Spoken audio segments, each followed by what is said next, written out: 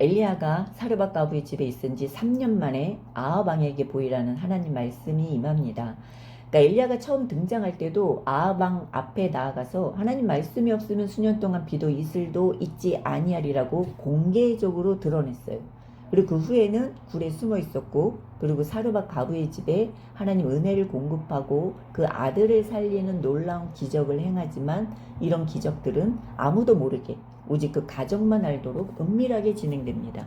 그리고 지금 3년 만에 아합 왕에게 공개적으로 드러내고 보일 때가 다시 옵니다.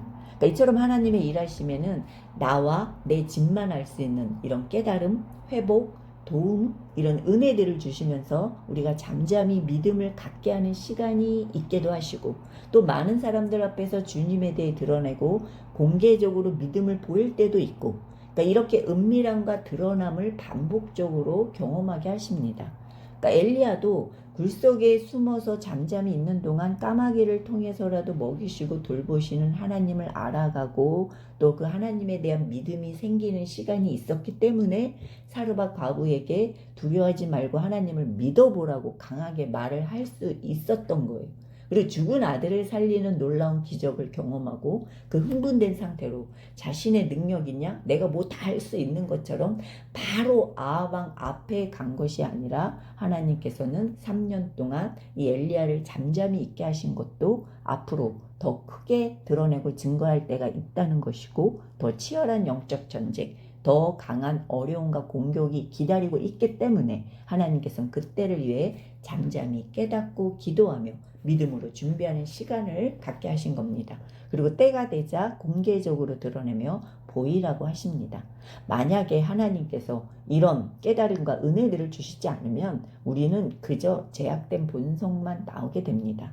근데 드러나지 않지만 정말 일상의 삶에서 잔잔하게 나만 알 수 있는 깨달음, 또 하나님이 어떤 분이신지 알게 하는 그 시간들, 그리고 우리의 삶에 하나님이 주시는 그 때를 따라 돕는 그 은혜들, 필요를 채워주시는 은혜들, 그리고 이런 은혜와 말씀들을 붙들며 기도하는 시간들이 쌓이고 믿음으로 단단해지고 준비되는 시간이 있었기 때문에 우리가 드러내야 할 때 드러내고, 가라 하면 갈 수 있고, 내려놔야 할 때 내려놓을 수 있는 겁니다.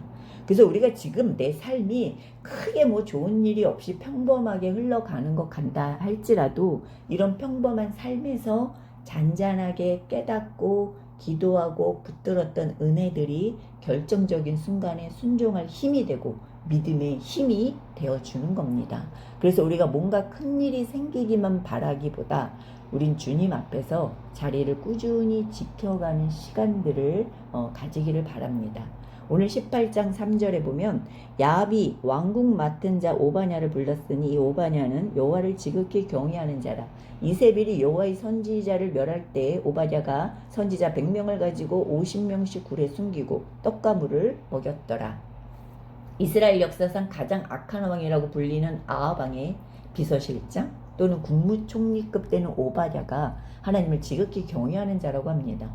그러니까 이 당시는 아합 왕과 그의 아내 이세벨은 우상 숭배의 극치를 달리면서 하나님의 선지자들을 모두 죽이던 위험한 상황인데다가 지금 3년이 넘게 계속되는 가뭄과 기근 속에서 자기 가족 먹을 것조차 구하기 힘든 상황인데, 지금 100명이나 되는 선지자를 3년 동안 날마다 먹을 양식을 공급한다는 건 오바댜의 능력으로는 힘든 겁니다.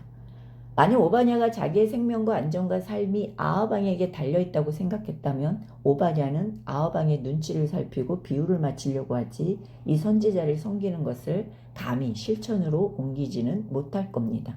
근데 오바냐가 이렇게 목숨 걸며 이런 경외함과 섬김을 보일 수 있는 것, 오바냐도 평소에 잠잠히 하나님에 대해 알아가고 말씀을 묵상하고 기도하는 그 은밀한 은혜의 시간들이 있었기 때문에 이렇게 담대히 순종할 수 있고 믿음의 길을 선택할 수 있는 겁니다.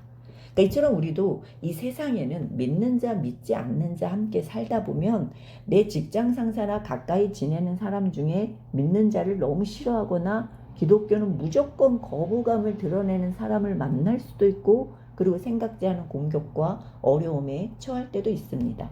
이럴 때 우리가 믿음을 감추고 사람들 눈치만 볼 것인가? 아니면 하나님의 자녀임을 드러낼 것인가? 내 이익과 앞으로 닥칠 일을 계산만 할 것인가? 아니면 그때그때 주신 감동과 말씀대로 순종할 것인가?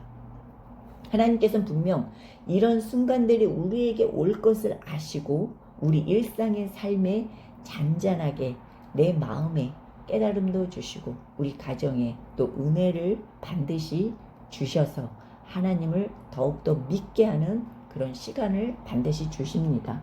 그래서 우리가 이런 깨달음과 은혜들을 우리가 그 순간만 감동받고 그냥 끝내거나 아니면 이런 잔잔한 거 말고 뭔가 큰 것만 바라고 있어서 이 잔잔한 은혜들을 소홀히 여기는 것이 아니라 우리는 그때그때 주신 이 은혜들, 이 말씀들을 붙들고 기도하고 또 생각하고 기도하는 시간이 필요합니다.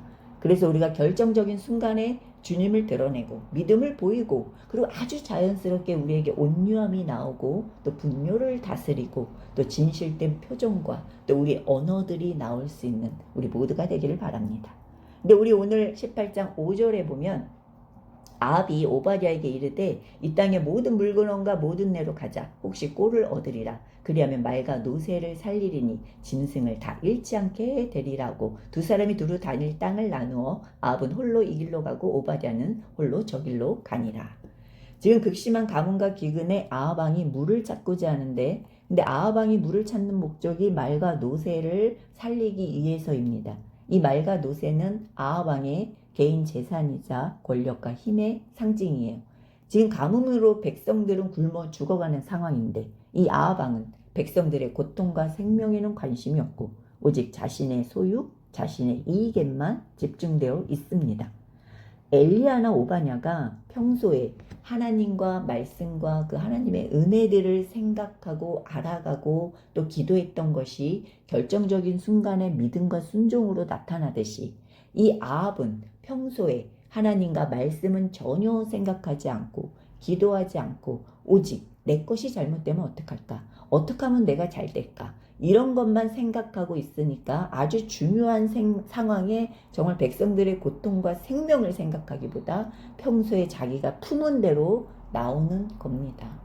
그러니까 지금 이 극심한 가뭄과 기근은 하나님과 말씀이 없음으로 생겨난 가뭄이에요. 근데 이런 극심한 가뭄과 기근 속에서도 하나님 말씀에 귀 기울이는 엘리야에게 까마귀를 통해서라도 하나님께서 먹이시고 그리고 하나님 말씀대로 움직인 사르밧 과부를 또 하나님께서 먹이시고 돌보시고 그리고 하나님을 경외하는 오바댜를 통해 하나님의 선지자를 먹이고 돌보실 뿐 아니라 이 일을 감당하는 오바댜에게도 이렇게 계속 섬길 수 있는 하나님의 은혜가 드러나지 않게 계속 역사하고 있다는 겁니다.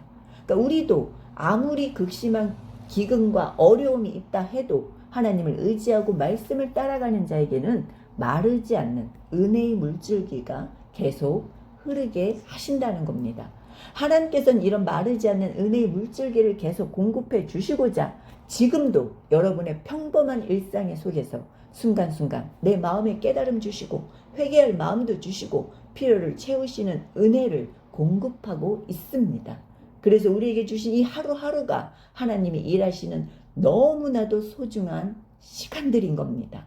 그러니까 이 세상에는 아합처럼 자기중심적이고 각자의 유익과 자기 살 길만 찾으려 하는 것이 대부분이지만 하나님께서는 지금도 엘리야처럼 하나님 말씀에 귀 기울이고 오바댜처럼 하나님의 사람을 살리고 세우는 일을 감당할 자들을 찾으시고 준비시키고 계십니다.